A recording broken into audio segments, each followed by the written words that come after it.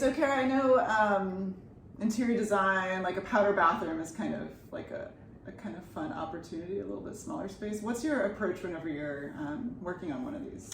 Yeah, so I encourage clients to take some risk in this space and to be thoughtful as well about guests who will probably be using it, because it's, often a place that, people will engage with and then have some sort of a chat about after if it's exciting. So like there's wallpaper in there that's bold.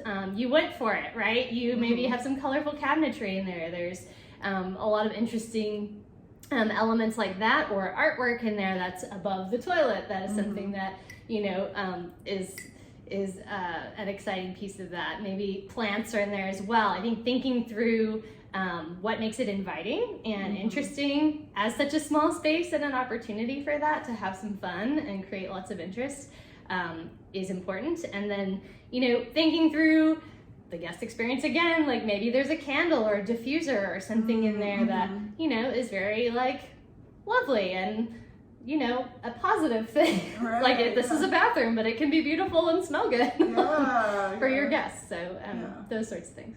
Yeah, and because this is traditionally like a very small space, like if possible, you want to make sure that there's plenty of room to move around. Like you want the door, like doors in general, you want to make sure that the door can open fully and close fully. If there's not enough room for that, consider like a sliding kind of pocket door instead. Also, it's good to, in general, just keep the toilet lids closed, because it is like a very like down, like draining energy in Feng Shui. You want to make sure that that is contained. And a way to kind of combat that, you can put like something that has the opposite energy, so to kind of neutralize it. So instead of the down, you add something that has up. So that's like a growing plant if there's enough light. If not, you can have like a sculpture on top of the toilet, for example, that feels like it's a little bit more like uplifting. Draws your eye up. Yes, exactly. And then, or you could hang some artwork on the wall. Like a lot of people choose plants, and I do recommend like something that has like that kind of vibrant growing energy to kind of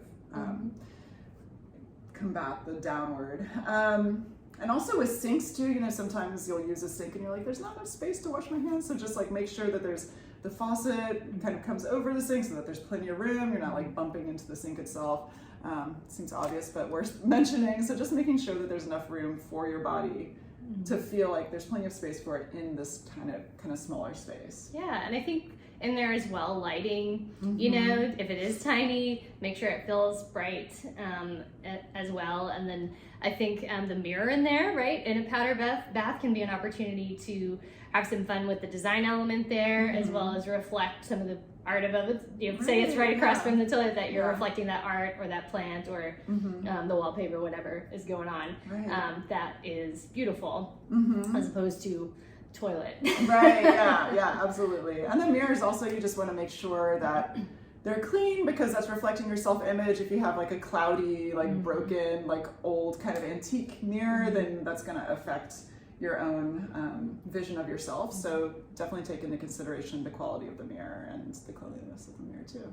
Yeah, I think for guests, right? Like they're going to check themselves out before they come back. Right. So make that easy. It's all about the ease of it. Yeah, wonderful. Yeah. Okay.